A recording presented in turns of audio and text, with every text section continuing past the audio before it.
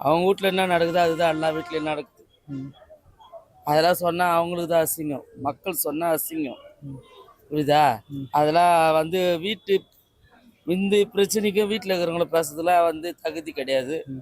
அது ஒரு நல்ல அமைச்சருக்கு அர்த்தம் கிடையாது. ம். சரி. புரியுதா? ஃபர்ஸ்ட் இருந்த முதலமைச்சருக்கு அர்த்தமே கிடையாது. ம். வீட்டை பற்றி பேசுறதா பேசக்கூடாது. ம். ஏதோ இப்போ நாங்கள் வியாபாரம் பண்ணுறோமா, இன்னும் நாங்கள் பேசலாம். ம். நீங்கள் பேசுறதுல அது பெரிய அசிங்கம். அது வீட்டை பற்றி பேசுறதுல என்ன இருக்குது? ஒன்றும் கிடையாது. சரி. அதெல்லாம் அங்கெல்லாம் பேசுறது தப்பு. மக்கள் மனசுல இருந்தா தேட வேண்டிய அவசியமே இல்லை இல்லையா? ம். இல்லாதனால தானே அவர் தேடுறாரு. ம். கரெக்ட் தாங்க அவர் பண்ணது. மக்கள் தேடின இடத்துல முதல் ஆளா நான் வந்து நிப்பேன் அப்படின்னு முன்னாள் முதலமைச்சர் ஸ்டாலின் பேசியிருக்காரு. எனக்கு தெரிஞ்சு இது வரைக்கும் இல்ல. ஏன்னா நம்ம விஜய் சார் தான் இப்போ எல்லாத்துலயுமே முன்னிருந்து பண்ணிக்கிட்டு இருக்காரு. அப்படி பண்ணியிருந்தாங்கன்னா இந்த வாட்டி வந்திருப்பாங்கல்ல அவங்க. ம்.